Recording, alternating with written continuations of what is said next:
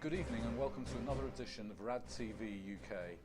This evening we've got 10 years after the invasion of Iraq. We'll be taking stock and looking at the current wars. We've got the double squeeze on UK workers, where Clive Menzies is going to explain the housing issue. The workers are having their income cut and their expenses pushed up. We've got a celebration of Women's Day, or at least taking stock of International Women's Day, which happened just last week. And we've got F.Anderson, who's going to be looking at the gains and many failures to gain of the women's movement. Is the BBC fit for purpose? Noel is going to be telling us about the new petition to try and get the BBC to keep to its charter. It's not a lot to ask, but some people say they're not doing that at the moment. And then finally, we've got a good news story. Major US grocer insists on the labelling of GMO foods. Well, it's 10 years after the invasion of Iraq. Many lawyers would call it state-sponsored terrorism because it was conducted in defiance of the UN and outside the law. US President George Bush, UK New Labour Prime Minister Tony Blair were, on that argument, the war criminals. The facts won't go away. Even the Daily Telegraph, which was at the time run by the now jailed racketeer Conrad Black, and very, very strongly in support of the war. Even the Daily Telegraph is now saying that Blair was by implication lying. Blair was so determined to support President George Bush that he imposed no preconditions for Britain going to war alongside the United States. They had viewed it as a certainty, this is what sources have told the Daily Telegraph, they'd viewed it as a certainty that Mr. Blair would back any US-led invasion. Long before Blair publicly committed to the invasion, Blair was saying that it was uncertain at that time. He lied, according to the Daily Telegraph report, for about a year to the British public, day after day after day. Well, the good news is that Blair's young enough to face war crimes charges at some point, and lawyers say that the greatest crime of all is starting a war. But the UK is maybe even now in the state terrorism business. Roy Hunter's been looking at what's going on in Syria. Roy, what have you been finding out from Syria? Well, it's the ongoing conflict. Assad's being demonised and poked by the West. At the beginning of March, we had 21 Filipino peacekeepers who were on the Golan Heights, the Israeli-Syrian border, and the Golan Heights was basically a buffer zone. But early in March, 21 Filipino peacekeepers were kidnapped from there. And it was in the mainstream press, but there wasn't a big thing made out of it. And they were part of what's called the Disengagement Observation Force, which was just keeping the peace between the two countries. UN force. Yeah, it's a UN force, yeah. But they've been released now into Jordan, so they've been kept very well. They're all in good health. And but the strange thing about that is that we all know that the Syrian rebels are actually dancing to the Western powers' tune. So the Syrian rebels captured the UN engagement force and monitoring force and then released them. Yeah, released them about 10 days later. They've all gone now into Jordan. But we know that the Syrian rebels are being backed by the Western powers. So basically we've got the Syrian rebels kidnapping Western peacekeeping forces with tacit Western approval. It must be, really. So what would you say? I mean, obviously this sort of suggests that there's something a little bit more dodgy going on in the background here. Well, there's speculation to a point, but you know, there has to be something going on, and it's either a land grab, really. Israel had been in the Golan Heights since 1967, right. And that has been the buffer zone. But now, of course, there's 20,000 Israeli settlers in the Golan Heights. So that's sort of become Israel. Yeah, it's become Israel. And now they're possibly going to make another move. So now they're making a move for another 10 miles inside Syrian claiming territory. Is this official? They're claiming... Well, that's what they want to do. They're saying that they want the 10 mile, further 10 miles. Yeah. But I mean, if the West are encouraging the rebels to actually kidnap these peacekeepers, then obviously Japan took their troops out of there. Now there's about 1,000 Indian and Austrian troops left, and India and Austria are thinking of removing their troops now. So perhaps they're just trying to get all the troops away from that zone, maybe for possible incursions or something like that. Incursions, because the West have recently said that they are helping the rebels. Yeah, well, we're giving them non-lethal aid now. Non-lethal aid. John Kerry's given them $60 million to administer the occupied territories, basically, or the occupied towns that they're in, and the Brits are giving them 9.4 million for non-lethal aid. So that's body armour. So a guy who... And armoured cars, non-lethal So that aid. the non-lethal aid is encountered armoured cars and body armour. Yeah.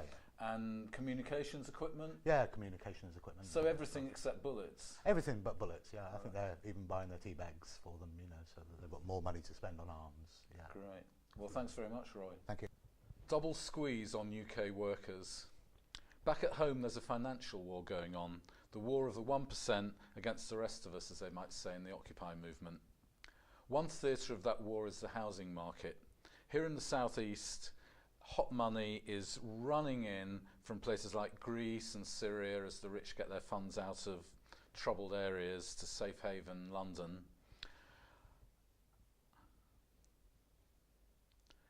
Rents and house prices are soaring. Incomes, which according to the TUC have seen the biggest fall of all the Western countries since 2008, are squeezed all the more to pay rents and interest to the property owners. Well, Clive Menzies of Critical Thinking, who's also a supporter of the Occupy movement, is here to explain some of the issues. Clive, you've been looking into this. Well, there was a recent story in the Daily Mail about Ian Gow's son, the late Ian Gow. His son, who apparently owns 40 ex-council properties. Now, Ian Gow was housing minister under Margaret Thatcher, and he introduced the right to buy scheme for council properties. The net result is that about a third of council properties were sold under the right to buy, and they have ended up in the hands of private landlords. And this was part of a policy at the time to extend the property owning democracy. I think under the Thatcher government they thought that if we made everybody house owners, then nobody would vote Labour again. Albeit that was rather ill-conceived or didn't come to pass. The net effect has actually been to transfer huge swathes of public housing into private hands, and not just private hands, but hands where you're concentrating economic power within relatively few hands. So the guy who passed Thatcher's right to buy legislation, his son now owns 30 council houses. 40 according to the Daily Mail. I haven't checked that. Yeah. So if anybody had said that in the 1980s, that was going to be the outcome, you'd have been accused of being a deranged communist agitator or something, wouldn't you? They never would have believed, nobody would have imagined that was going to be the outcome of it, at least anybody who read the official story about what it was all about. I don't think anybody anticipated that, but I think if we look at what's happened in public life over the last 20, 30 years, increasingly, and it may have been going on for years, but it's far more overt and not even criticised, where people round trip in and out of the public sector into private sector, and they're feathering each other's nests on the way round. And this is a fairly obvious example, and I think it's important not to focus on the individuals, but to focus on the system that's producing this situation. They're just an example of yeah. what's going on. It's revolving doors, they call it, don't they? Exactly. Yeah, like in the front of big offices, you get a and our revolving erstwhile door. war criminal Prime Minister is the past master at mastering the revolving door with his contracts with JP Morgan and others. And his speeches. Exactly. Just on a tangent here, Clive, are those speeches some sort of money laundering device? I really don't know. Do people really pay, $10,000 just to see half an hour of Tony Blair? It seems extraordinary to me. A friend of mine was at a pensions conference last week, and reputedly Tony Blair, who turned up to speak, was paid $200,000. Now, pensioners conference. About the pensions industry. So it was an industry conference. But according to my friend, and I didn't talk to him long about it, but he said he didn't actually say anything. It was a lot of words with not too much meaning. So in the big picture, we've got the bankers, we've got the property owners. I mean, how does it, just in a nutshell, what's the big picture here? This is a rather big, complex story. And the best introduction to it that I've come across is a book by Fred Harrison called The Traumatized Society. And essentially he built on the work of Henry George. Henry George was in America, and what he was trying to resolve was the discrepancy between increasing prosperity alongside growing desperate poverty. They seem to go hand in hand. And essentially what it comes down to is appropriation of the land. And in the UK, this goes back to the Norman Conquest, where obviously the land was conquered. But more importantly, up until about Henry VIII, 100% of the revenues or surplus from the land was used for the public good. But what with the confiscation of the monasteries, the Enclosures Acts, and the dispossession of people from the land, that percentage reduced to about something around 4% by the early 19th century. And so there's been this process of dispossession from the land, and all the dispossessed in the UK then went overseas to America and various other places, and they repeated the process. The same thing happens again. Dispossessing a whole indigenous population in those lands. So Fred Harrison's maxim is stop the cheating and share the rents, because he's been banging on about this for years. But the official description is land value tax. Yes. But the idea is that the value of land is determined by what society does and the resources and the attributes that it has naturally. Nobody has actually created anything to produce that wealth. No. And so effectively landowners are earning or charging rent for something that they provided no value to, in the same way that bankers are providing money out of nothing for which they charge us for the benefit of using it. Right. And so both landowners and interest charging banks are effectively parasitical on the rest of the economy. And that's the thrust of what the critical thinking project has been about, but the land issue is very much what Fred Harrison focused on. Thanks very much. Pleasure. Last week was International Women's Day. In the last decades, the women's movement's achieved quite a lot of success. It's been endorsed officially in most of the Western societies. And we've seen people like Hillary Clinton in the US State Department, Angela Merkel currently, the German Chancellor, although she's apparently going to lose the next election, they say. Some would say that's no success at all because they've followed anti-women policies. But even so, in the United Nations, in the background, not in the newspapers, a lot of work has been done through women, limiting the population explosion in poor areas by working with women on contraception and women's rights issues. You can buy coffee now from Peruvian women's collectives. You can buy argan oil from Moroccan women's collectives. But women, and especially poor women, still have a long way to go. F.Anderson, you've been looking at some of these questions. Yes, well, we had International Women's Day on the 8th of March, and so let's have a review of how women are faring in the 21st century. Well, in the UK, women's pay is still lagging far behind the equivalent pay of men doing similar jobs. Women are also less likely to be in work than their counterparts in all of the OECD countries. That's according to a report by PricewaterhouseCoopers. Also, women are hit worst by austerity measures by this present government because so many of them work in the public sector.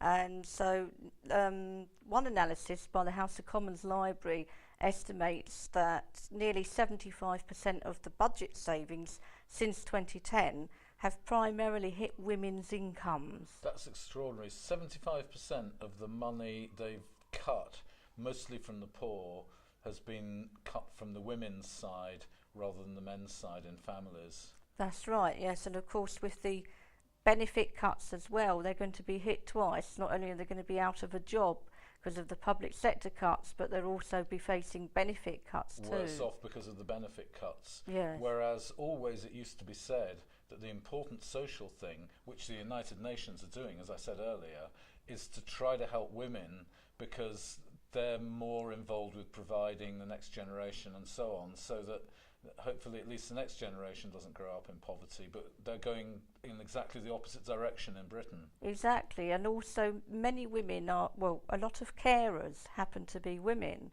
and so they're going to be hit by benefit cuts that are affecting carers' allowances, for instance. Yeah, so it's sort of triple whammies for some women. There are going to be women who will, minority, but there will be some women who are kicked out of a job, have their child benefit cut, and then they get their no help as carers either, because that's getting cut as well. Oh exactly, dear. which is crazy, because in a way they're saving the government money by actually caring for their sick relatives at home. Yeah. Well, we were hearing only today about people who are going to have to go into long-term care because of the government's bedroom tax. And then there's the issue of war and peace, which affects women. Yes, 90% of casualties in the usual war that we see nowadays tend to be civilians. Yes. And most of these civilians tend to be women and children. And women in war-torn societies like Iraq, Afghanistan, etc., they often face devastating sexual violence as well as the violence of the war. Many of them get forced into prostitution. They are affected by infrastructure breakdown. They struggle to keep their families together and care for the wounded, and also the people who are being mentally scarred by war, including the women themselves. And also women tend to get raped in war, and rape is a war crime now. And they're poorly represented in formal peace processes, although they contribute in many informal ways to resolve conflicts. Yeah. So in Iraq, I think you had an interesting figure from there, because Iraq was supposed to be the model country which Blair and Bush were going to build, and they set it all up themselves. They completely abolished the Iraqi state. So what's the outcome for women being in the new Iraq? Well, Iraqi women's organisations won a 25% quota for women in the new legislature. 25%? Yes, not they 50%. did. No, they won 25%. But the newly emerging political parties are all led by men, and there's only one woman among the 44 members of the current cabinet. So they've got an awful long way to have any representation by women and women's concerns being addressed. So it's even possible that Hillary Clinton, in her support for Iraq, the Iraq invasion, didn't even manage to achieve an increase in women's say, even in the official Iraqi government which the Americans created. Well, thanks very much, Fran.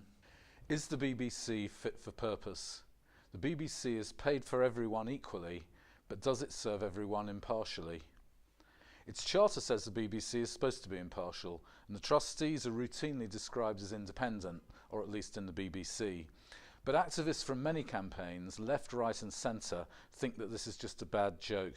As we've heard in previous shows, the 9/11 Truth movement seems to have had a particularly bad deal from the BBC in their series of conspiracy files, when gross misstatements of fact have gone unreported for years by the BBC, uncorrected for years. But they're just one of many groups, and some of them are getting together now to make in an initiative called Together for the Charter.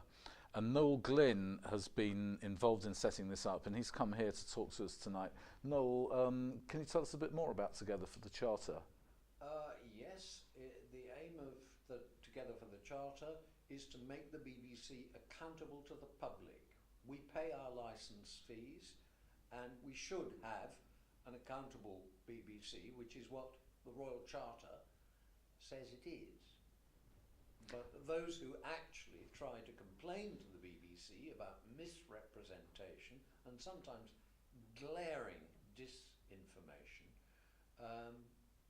have the experience of being fobbed off.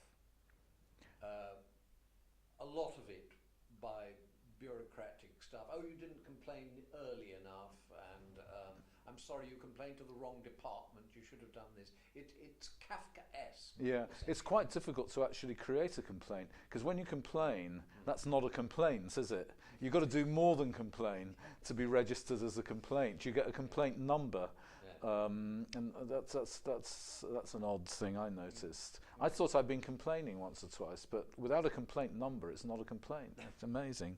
And so who's involved in this initiative? Okay, well, Dr. David Halpin, who's the physician who convened the doctors who doubted the official story of the death of Dr. David Kelly, the bioweapons expert. Yes, a very mysterious death, which many people think was not suicide. Exactly, and he feels he's got nowhere with the BBC over that, and he's one of our allies. Richard Bramhall, who is Secretary of the Low Radiation Campaign. John Yates and myself of the 9/11 Truth Movement. So Noel, can you tell us, tell us exactly what they're saying?